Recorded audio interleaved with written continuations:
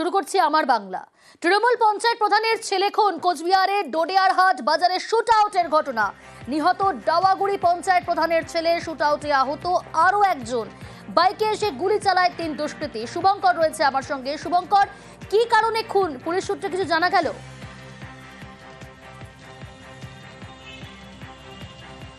দেখো, আজ বিকেল 4টা নাগাদ কোচবিহার 2 ব্লকের একটা বড় বাজার, ডোডিয়ারহাট বাজার, ভরা বাজার, সেই বাজারে এসেই দুষ্কৃতীরা গুলি চালায়। দুটো মোটর বাইকে চেপে 5 জন দুষ্কৃতী এসেছিল এবং তাদের সবারই মাথায় হেলমেট পরা ছিল। ডোডিয়ারহাট বাজারে বাজার করতে এসেছিলেন ডাওয়াগুড়ি যে গ্রাম পঞ্চায়েতের তৃণমূলের প্রধান, তার ছেলে। সে বাজার থেকে মাংস কিনেছিল এবং একটি চাল কুমড়া কিনেছিল।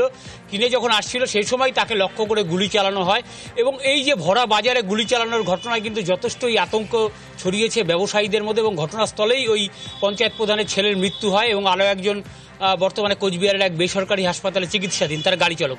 কিন্তু কারা গুলি চালালো এ নিয়ে কিন্তু যথেষ্টই দ্বন্দ্বে রয়েছে পুলিশ, কারণ ঘটনার পরপরই তারা মোটর বাইকে চেপে কোচবিহার থেকে বানেশ্বরের দিকে চলে গিয়েছে। সেখান থেকে অসমের দিকেও চলে যাওয়ার সম্ভাবনা রয়েছে, কিংবা ভুটানেও চলে যেতে পারে। তবে ঘটনার পরপরই কিন্তু ঘটনাস্থলে পৌঁছেছেন অতিরিক্ত পুলিশ সুপার, কোচবিহার জেলা পুলিশ সুপার দ্যুতিমান ভট্টাচার্য সহ পুলিশ আধিকারিকরা। তবে এই যে গোটা বিষয়টি নিয়ে কিন্তু ইতিমধ্যেই রাজনীতির রং লেগেছে এবং কোচবিহার জেলা তৃণমূল সভাপতি তথা উত্তরবঙ্গ উন্নয়ন মন্ত্রী উদয়ন গুহ দুজনেই অভিযোগ করেছেন এই যে ঘটনা, গুলি চালানোর ঘটনা। আজকে বিকেলবেলা পুন্ডিবাড়ির ডোডিয়ারহাটে বাজারের মধ্যে অমর রায় বলে একজন ছিল আর তার সাথে আরেকজন ছিল। কেউ বা কারা দুটো মোটরসাইকেলে এসে তার উপর গুলি চালায়।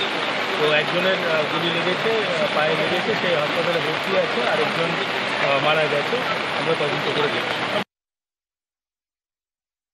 হ্যাঁ, এই ধরনের ঘটনা ঘটেছে, দুঃখজনক ঘটনা, তো নিন্দার কোনো ভাষা নেই।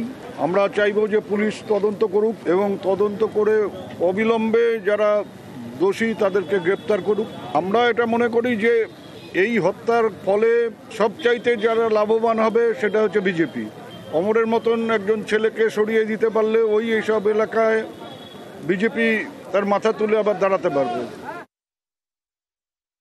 আজকে দিন দুপুরে শুট আউট আমাদের কোচবিহার জেলায়, যেটা শাসন ব্যবস্থা আজকে কোথায় গিয়ে পৌঁছে গেছে। চরম গোষ্ঠীকন্দল এদের মধ্যে, আর আজকে এই চরম গোষ্ঠীকন্দলের ফলে আজকে এই শুট আউট আজকে হয়েছে। আমি চাই উপযুক্ত তদন্ত হোক, প্রশাসনের মতো তদন্ত করুক, উপযুক্ত শাস্তির ব্যবস্থা প্রশাসন করুক।